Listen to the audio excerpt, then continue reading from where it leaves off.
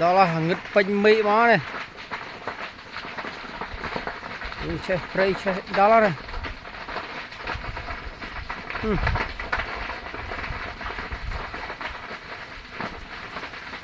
chơi mình tên rồi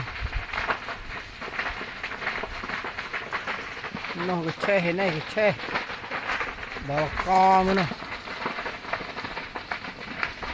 mình không mua bình mỹ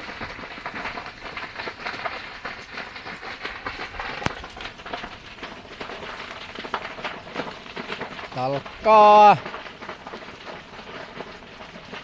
chơi play chơi mình tên năm này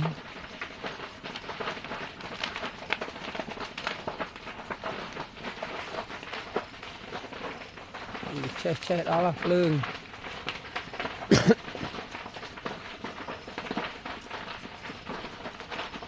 nó